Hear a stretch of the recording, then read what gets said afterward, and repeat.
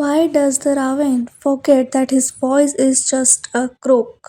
वो भूल गया था कि उसकी वॉइस बस एक क्रोक है, कोई स्वीट वॉइस नहीं है। तो हमारे इस क्वेश्चन का आंसर है the raven believed whatever the fox told about him.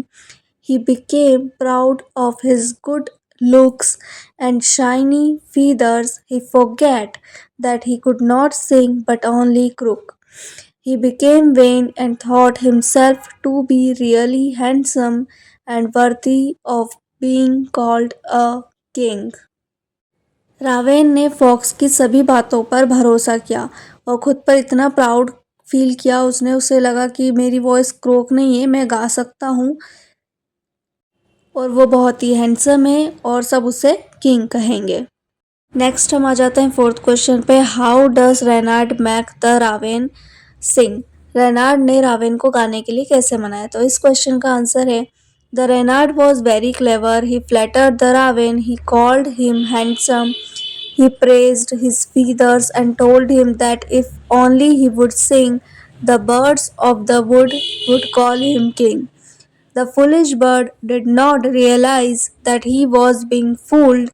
Elated by the thoughts of being called a king, he began to sing. He forgot that he could not sing but only croak. Renard बहुत ही शातिर था। रावेन को मनाया, बोला बहुत ही तुम handsome हो, तुम्हारे फीदर्स बहुत अच्छे हैं, तुम अगर गा सकते हो तो तुम्हें सब किंग कहेंगे। और किंग बनने की इच्छा में जो है रावेन ने अपनी चोंच खोली और उसकी जो चोंच में खाना था वो गिर गया। रावेन ये बात भूल गया था कि उसकी आवाज़ से कभी गाना नहीं निकल सकता, उसकी आवाज़ क्रोक है, स्वीट वॉइस नहीं है। अब हम आ जाते हैं फिफ्थ क्वेश्चन पे। हमारा फिफ्थ क्वेश्चन है why does Renard say that pride is not wise? इसका आंसर है the foolish raven believes Renard the fox and thinks that he is really handsome. The birds of the wood will call him king. Without using his brain, he opened his beak to sing. He became proud of himself and forget that he cannot sing. He also forget that he is holding a morsel in his beak. Due to his unmindful action, the morsel falls down. Hence, Reynard say pride is unwise. रावेन ने रेनार्ड की सभी बातों पर भरोसा किया, यही उसकी सबसे बड़ी गलती थी। वह अगर रेनार्ड की बातों पर भरोसा नहीं करके अपने थोड़ा सा दिमाग का इस्तेमाल करता तो जो उसके साथ हुआ वो नहीं होता, उसका खाना उससे नहीं छीनता। थोड़े से प्राइड के लिए उसने अपने माइंड का इस्तेमाल नहीं किया। अब आ जाते हैं हम सिक्स्थ क्वेश्चन पे। हमारा सिक्स्थ क्वेश्चन है give one reason why the teaching is quite a surprise. हमारा आंसर है the clever fox eyes the raven morsel. He wants to take it, but the bird was perched on the branch of a tree. So he glorifies the foolish bird. The sly fox tricks the birds and take away his morsel. The crafty fox devises the raven and call him unwise. हमें यहाँ पर reason बताना है कि जो हमें teaching मिली थी वो सरप्राइजिंग क्यों है। जो फॉक्स था उसकी नज़र रावेन के मॉर्सल पे थी, उसके खाने पर थी, तो उसने रावेन को बहुत ही ज़्यादा बड़ा चढ़ाकर चने के झाड़ पे बिठा दिया। उसके बाद उसको नीचे गिरा दिया, क्योंकि उसकी चोंच से जैसे ही उसकी चोंच खुलेगी वैसे ही खाना नीचे गिर जाएगा। इसलिए जब भी कोई आपकी तारीफ़ करता है तो आपको थोड़ा सा अपने दिमाग का इस्तेमाल करना है कि भैया मेरी तारीफ़ इतनी क्यों कर रहा है, आखिर इसके पीछे का रीज़न क्या है। नाउ हम आ जाते हैं हमारे सेवंथ क्वेश्चन पर। Imagine someone praises you too much, how would you? हमें यहाँ पर ये बताना है कि अगर कोई आपकी झूठी तारीफें करता है तो आप उस पर कैसे रिएक्ट करते हो। तो हमारा आंसर है if someone praises me too much I would first thank the person for his her generosity. I would like to be appreciated, but I would not become proud. I would humbly acknowledge that there is always room for improvement. अगर मेरी कोई तारीफ़ करता है तो सबसे पहले मैं उसे थैंक यू बोलूँगी कि उसने मुझ पर इतना ध्यान दिया। उसके बाद जो अप्रिशिएशन है ठीक है, उसके बाद हम ज़्यादा प्राउड नहीं करेंगे उस बात के लिए, क्योंकि कहीं ना कहीं इम्प्रूवमेंट के लिए जगह रहती है। आप कहीं ना कहीं कम रहते हो कि भाई यार मुझे थोड़ा और इम्प्रूवमेंट की ज़रूरत है। कोई आपकी तारीफ़ कर देता है तो आप वहीं रुक जाते हो, आप उसके आगे देखना ही नहीं चाहते हो कि भाई मुझे थोड़ा और इम्प्रूव करना चाहिए। अब हम आ जाते हैं नेक्स्ट क्वेश्चन पे। लेट अस लर्न, हम स्टार्ट करने वाले हैं। हमारा फर्स्ट क्वेश्चन है write the rhyming words from the poem one has been done for you. एक पहले से हमें आंसर करके दिया हुआ है, अब हम उसके जैसा ही दूसरा करेंगे। तो हमारे पास 4 स्टेजेस है 1 2 3 4। तो फर्स्ट का हम इसमें एक दे रखा है लिम विम। अब हम दूसरा लिख देते हैं बिग पिक। बीक और सिक हम इसमें लिखेंगे।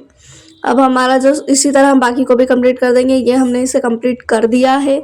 अब हम आ जाते हैं नेक्स्ट क्वेश्चन पे। तो देख लेते हैं कि हमारा नेक्स्ट क्वेश्चन क्या है। Study the underline word in the poem. First है for the raven held in his great dash big big the word big and big been with the same B sound the song of sweet words. Alliteration words के बारे में हमें यहाँ पर बताया गया है। अगर रिपीटेशन ऑफ कॉन्सोनेंट साउंड्स रहता है in the beginning of words तो उसे एलिट्रेशन कहते हैं। तो इसी तरह हम आ जाते हैं हमारे नेक्स्ट क्वेश्चन पे। हमारा थर्ड क्वेश्चन है choose the correct opposites from the box given below and complete the table. There are 2 extra words that you will not need. तो चलिए क्वेश्चन को स्टार्ट करते हैं।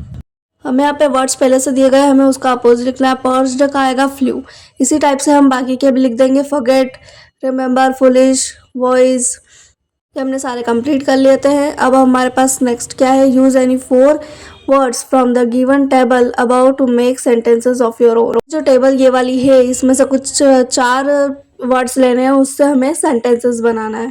तो चलिए सेंटेंसेस बनाना स्टार्ट करते हैं।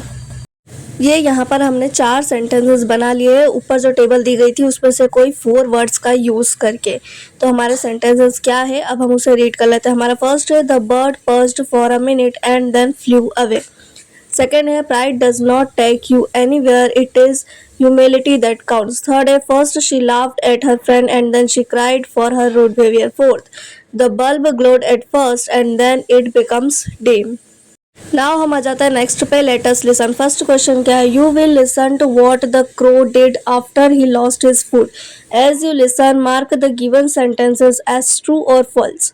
हमें इस पे जो स्क्रिप्ट मतलब जो हमारा चैप्टर था उसके हिसाब से हमें इस पर आंसर देना है। तो हमारा first the crow was unhappy that he lost his food. हमने इसका आंसर लिख दिया है। इसी तरह हम बाकियों को भी कंप्लीट कर लेंगे। अब आ जाता है नेक्स्ट पे। Let us speak.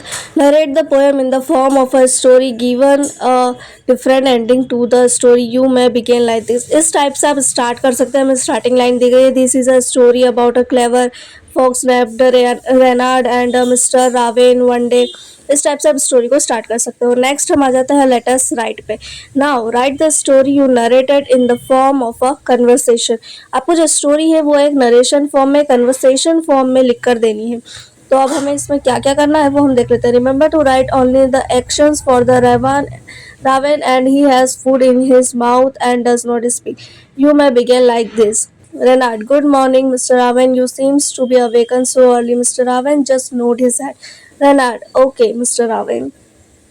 You look। इस टाइप से आपको एक कन्वर्सेशन टाइप में उसे लिखना है।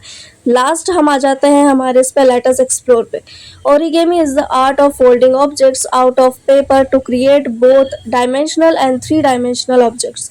Late us make stick puppets and enact the poem. You may take the help of the picture given. जो पिक्चर नीचे आपको दी गई इस टाइप से आप पेपर को फोल्ड करके जो है पपेट्स बना सकते हो और स्टोरी को नरेट कर सकते हो। तो इसमें आपको एक्शंस दिए गए हैं, आपको किस टाइप से कहाँ पर पेज को फोल्ड करना है, कहाँ से कट करना है। तो आप यहाँ से इसे कर सकते हो। इसे हमें नीचे नोट भी दिया गया है। You may use the puppet while narrating the story. इस पपेट्स को आप नरेट करने के लिए यूज भी कर सकते हो। इस लास्ट क्वेश्चन के साथ हमारा जो सेकंड चैप्टर है वो कंप्लीट हो जाता है। अब मिलते हैं नेक्स्ट चैप्टर पे।